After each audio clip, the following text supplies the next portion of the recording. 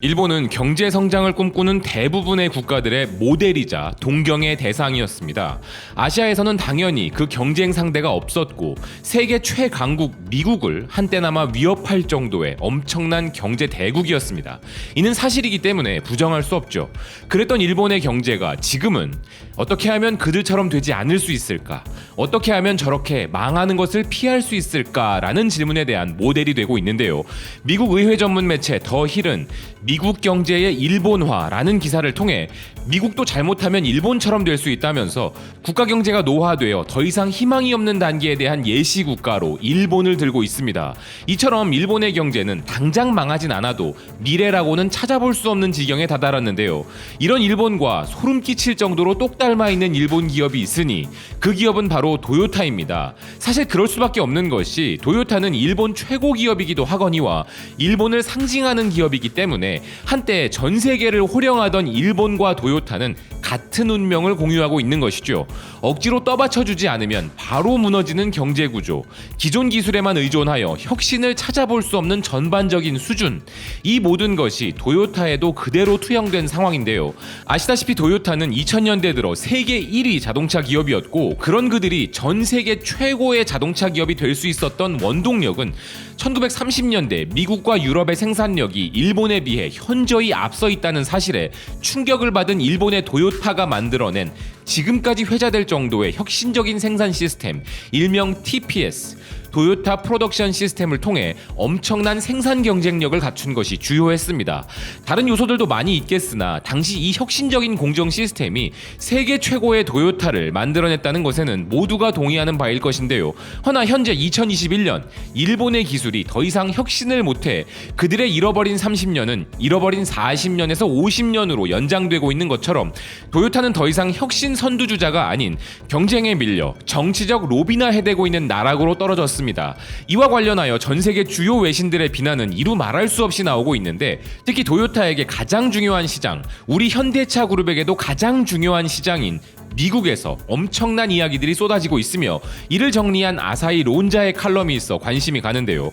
일본 고치대학 부교수 시노바라 토시히코는 지금 미국에서 도요타에 대한 비난이 강해지고 있다는 칼럼을 기고하였습니다.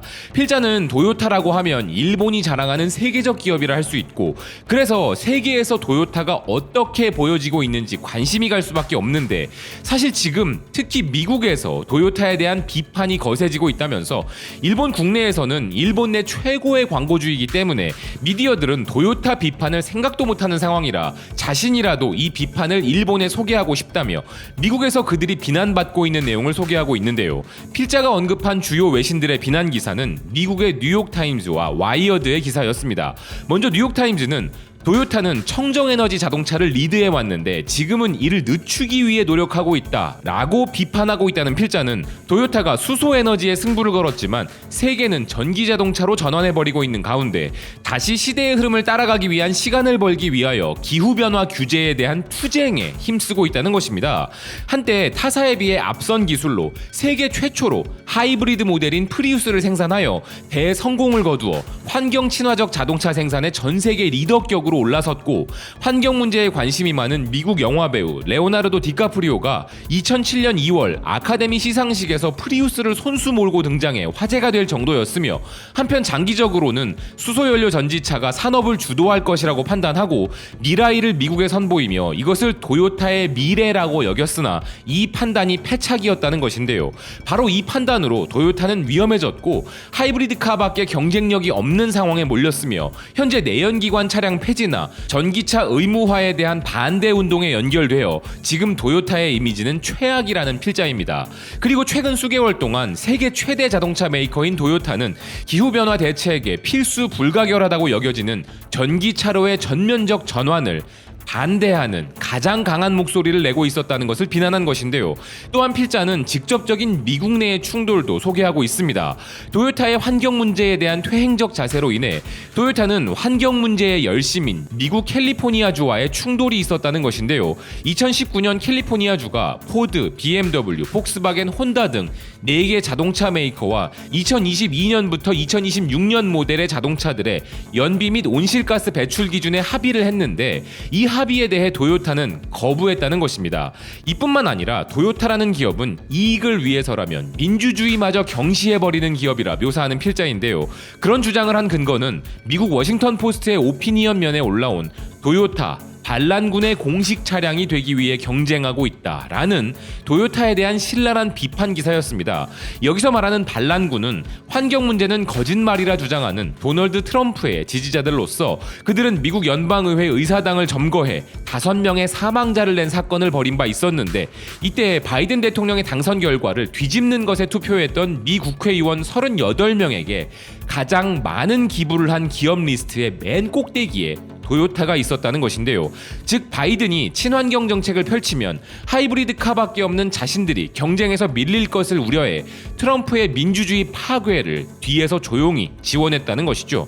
더군다나 반대에 동참한 의원들 중 22명은 인위적 기후변화에 대한 과학적 사실을 부정하고 온실가스를 줄이는 것을 정면으로 부정하는 입장을 가지고 있는데 그런 의원들에게 도요타는 태연하게 로비 자금 지원을 하고 있었다는 필자인데요.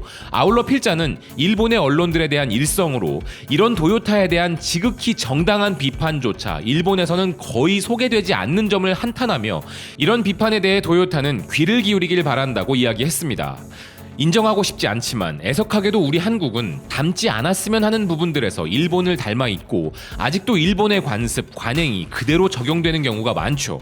시간이 아무리 걸리더라도 일본이 걷고 있는 몰락의 길을 그대로 따라가고 싶지 않다면 그것들을 바꿔나가야 하는 우리 상황인데요. 도요타 이야기를 하면서 빼놓을 수 없는 우리 기업은 바로 현대차그룹입니다. 현대차그룹의 신묘한 점은 기업과 임직원들이 동시에 비판을 받는다는 것인데요. 노조는 귀족노조라는 일각의 비판을 받고 있고 기업은 리콜과 불량, 내수와 해외의 서비스 불평등에 대한 부분으로 지금 이 순간에도 국내 소비자들에게 수없이 비난받고 있습니다. 허나 현대차그룹이 현재 국제적으로는 분명 국내에서와는 다른 평가를 받고 있는데요. 예전에 도요타가 가지고 있던 혁신적 기업의 이미지를 갖고 있는 기업이 바로 현대차그룹입니다. 일본을 상징하는 자동차 기업이 도요타이고 우리를 상징하는 자동차 기업이 현대차그룹임은 부정할 수 없기에 비판할 땐 비판하여 현대가 긴장할 수 있게 하더라도 칭찬하고 응원할 부분은 또 하고픈 것이죠. 그리고 지금 도요타는 하락세이고 현대차는 그 어느 때보다 혁신적인 도전을 하고 있는 현재 바로 이 절호의 찬스를 살려 한국이 이미 다양한 경제 부분에서 일본을 추월하고 있듯이 현대차 또한 도요타라는 아성을 넘어설 기회로 삼았으면 하는데요. 니케이 아시아는 현대차가 동남아 시장에서 일본의 패권에 도전하고 있다는 기사를 실은 바 있습니다.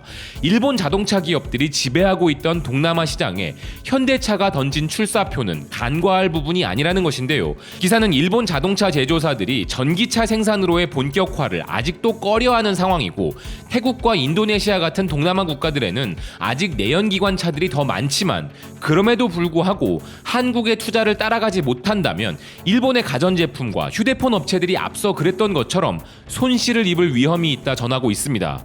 현실에 안주하여 변화를 극도로 싫어하는 일본의 특성.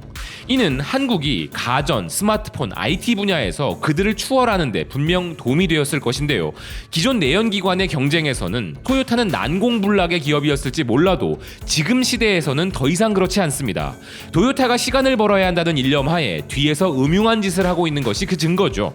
이제 자동차 업계의 기존 질서가 무너지는 전혀 다른 자동차의 첨단 시대에 맞게 공격적인 투자와 도전을 하고 있는 현대차 그룹 및 대한민국 자동차 업계의 기업들은 더욱 힘을 모아 꼭 도요타를 비롯한 일본 기업들을 제치고 앞서 나가길 바랍니다.